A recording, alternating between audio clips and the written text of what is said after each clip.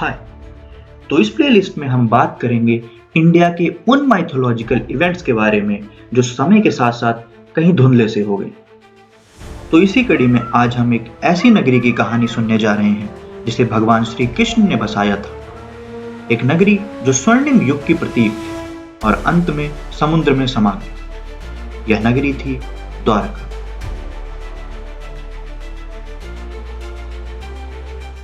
महाभारत और भागवत पुराण में द्वारका का उल्लेख होता है। यह नगरी भगवान श्री कृष्ण द्वारा बनाई गई थी, लेकिन सवाल उठता है, क्यों कृष्ण ने द्वारका की स्थापना की? मथुरा में कंस के बाद जरासंध और अन्य शत्रुओं के बार बार हमलों से यादवों का जीवन संकट में था। श्री कृष्ण ने सोचा, अब हमें एक ऐसी जगह चाहिए जहां हम शांति से रह सकें। यही कारण था कि उन्होंने द्वारका की स्थापना की। कृष्ण ने भगवान विश्वकर्मा को बुलाया और समुद्र के तट पर एक भव्य नगरी बनाने का आदेश दिया। समुद्र देवता ने उनकी सहायता की और द्वारका का निर्माण शुरू हुआ। विश्वकर्मा ने इसे सोने, चांदी और रत्नों से सजाया।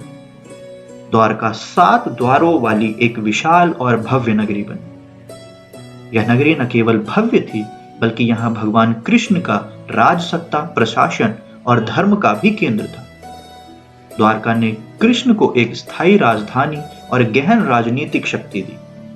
अब बात करते हैं द्वारका के अंत की।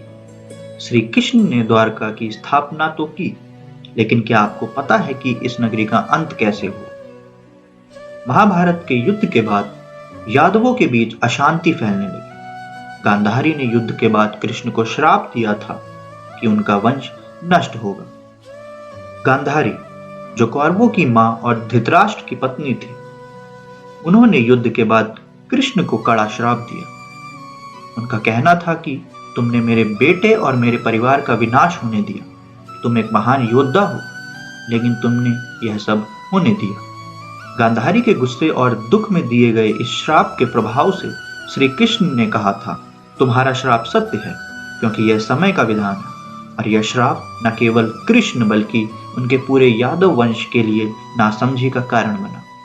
गांधारी के श्राप के बाद यादवों में आंतरिक संघर्ष शुरू हुआ। मदिरे के नशे में और क्रोध में चूर यादवों ने आपस में युद्ध किया और पूरी यादव जाति का नाश हो गया। अब उसके बाद श्री कृष्ण ने भी प्रभास क्षेत्र सोमनाथ जाने का निर्णय लिया।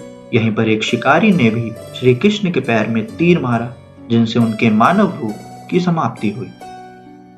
श्री कृष्ण के शरीर छोड़ने के बाद भगवान ने द्वारका के समुद्र में समाने की लीला की। जैसे ही कृष्ण की लीला समाप्त हुई, द्वारका नगरी भी समुद्र में समा गई। यह सब भगवान की इच्छा और समय के चक्र का हिस्सा था। आधुनिक समय में भी द्वारका के रहस्य को सुलझाने की कोशिश की गई है। गुजरात के समुद्र में जहां द्वारका कभी खड़ी थी, आज पुरातत्वविदों ने वहां पुरानी संरचनाओं के अवशेष खोजे हैं। समुद्र के नीचे मिले शिलालेख, दीवारें और बर्तनियां साबित करते हैं कि द्वारका वास्तव में एक प्राचीन नगरी थी। क्या यह नगरी केवल पौराणिक कथा है, या फिर यह हमारे इतिहास का एक गुम हो चुका हिस्सा है? यह सवाल आज भी अनुत्तरित है। तो दोस्तों, द्वारका की कहानी सिर्फ एक नगरी का निर्माण और अंत नहीं है। यह हमें यह सिखाती है कि समय का चक्र कभी भी सब कुछ बदल सकता है। द्वारका का निर्माण, उसका स्वर्णिम युग और उसका अंत, यह सब भगवान श्री कृष्ण की दिव्य लीला का हिस्सा था। आज भी द्वारका हमारे इतिहास, संस्कृति और श्रद्धा का एक अहम हिस्सा बनी हुई, और इन खोजों के माध्यम से हम यह समझने की कोशिश कर रहे हैं कि क्या द्वारका वास्तव में एक ऐतिहासिक नगरी थी। अगर आपको यह वीडियो पसंद आई तो please like, comment and share.